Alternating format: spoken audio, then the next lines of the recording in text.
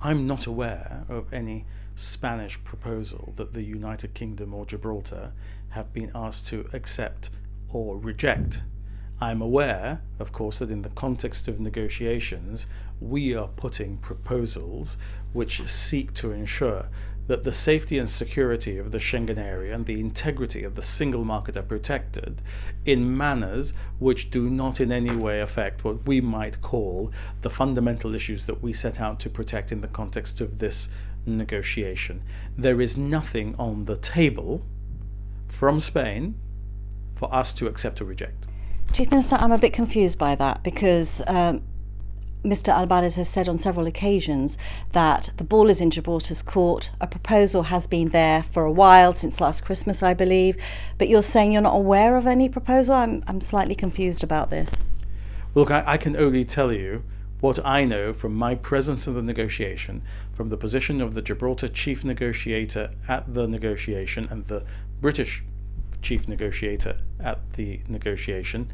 We are putting our compromise solutions to issues that arise in the context of the negotiation, but there is no proposal on the table for us to accept or reject. There are principles around which we are all agreed: that Gibraltar should form part of an extended common immigration zone with Schengen, that Gibraltar should form part of an extended zone with the common market, what we call the single market these days. That creates issues for the European Union and Spain and for Gibraltar and the United Kingdom, not issues of principle, but issues of mechanisms for implementation that can touch areas that might be uncomfortable. We have put compromise proposals to resolve those areas which might be uncomfortable for us and which might be uncomfortable for others in ways that, in our understanding, would deal neutrally with all of those aspects and would deliver the principle upon which we are all agreed and which we all think would be very positive for people in the region. I'm very optimistic that we are able to find, either from the proposals that we are putting on the table or a derivation of them, a solution which is workable, that we finalize arrangements that do the things that the European Union and Spain need done, rightly so, no complaint about that, secure the Schengen zone and its mechanisms and the integrity of the single market, and enable us to have that common area of immigration and movement of goods extended to Gibraltar in a way that, first of all, of course, means no concession of sovereignty, and second, means compromise, but compromise that is not uncomfortable for us and that we can live with. That is what we are trying to achieve. We have put proposals to try to achieve that. I do not have any consciousness of proposals put to us to reject or accept that would in any way deal with those things that I've told you need to be dealt with in a way that would be not a concession and would be comfortable compromises. Let's just firstly deal with the compromise solutions. You've already said it won't be uncomfortable for us, so just for the record, we shouldn't be concerned about these compromise solutions? You should not be concerned about compromise solutions that are being put by the government of Gibraltar. They are designed to deal with the issues that need to be dealt with. And this is the point I want to make very clear. You have to deal with both the issues that concern the European Union as the guardian of the treaties. They have to look after the security of the Schengen zone, the integrity of the single market.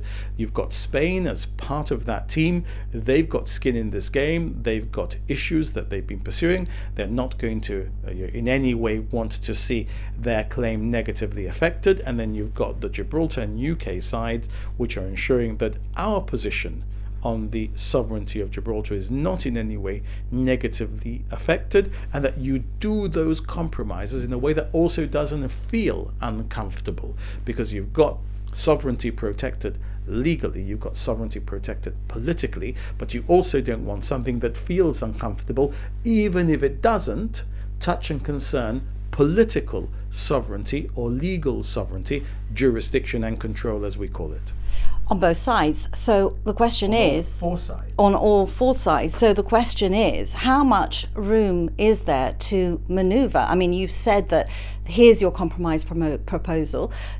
You would be prepared to presumably look at a derivation of it as well. So how much room is there to maneuver? Because I thought we were dancing on a bit of a pinhead here. Yes, but you can do a tango on a pinhead. You can ensure that you don't abut the other fellow's red lines, that you stay beyond your red lines, and that you keep it where you need to keep it. And there's lots of permutations that you can come up with. We've come up with some that are designed to do that, to be sovereignty neutral, to be neutral in the context of crossing red lines, that do the protection of the single market and the Schengen area. There are technical issues still there. There are some legal technical issues. It's very important that people understand this. Even if politicians can agree things, there are sometimes legal opinions which are not sovereignty legal opinions. There may be issues, for example, related to human rights of passengers, etc., that you do have to deal with in order to comply with the legal obligations of all sides on the table. For example, international rights conventions. And there may be different legal opinions about how you are able to do that. So there are still those issues to deal with. So what if Mr. Abares digs his heels in, like he did yesterday, really, at the press conference, and says, look, that's my deal. It's been on the table. Well, I'll ask you about that in a moment again, because I'm still not understanding why that's being said if you're not aware of it. But if they reject this proposal that you have made, are we at a stalemate? Not necessarily. They could reject it and come back with a proposal, which we don't have at the moment, which is designed, if they wanted to design it. And I'll tell you this, in the context of this negotiation, the Spanish side have been very helpful in some respects in resolving some issues which we could not otherwise agree, and they have come up with proposals that have dealt with the issue in a sovereignty neutral way, that is a compromise that all sides can live with, that protects the Schengen area, that protects the integrity of the single market, and works, because there are many levels of negotiation here. But on the ones that we're dealing now, we're coming up with the proposals, and they could come back with alternative proposals which we might find acceptable. So you said that you're not aware of a proposal that Spain has made that's on the table. So can I ask you, what is your interpretation of what Mr. Abares means when he says that there is? Well, look, I think that as we come towards the end of the negotiation, a lot is about potential deadlines, potential pressure. And what I've always said to the people of Gibraltar is that it's fundamentally important that we don't allow ourselves to be put under pressure. And the way that you don't allow yourself to be put under pressure is by not feeling pressure, by continuing to do the right thing, continuing to try to find the solutions, and continuing to want to put the alternatives that can resolve the matter wherever the little hand and the big hand may be on the clock, and whatever date may be.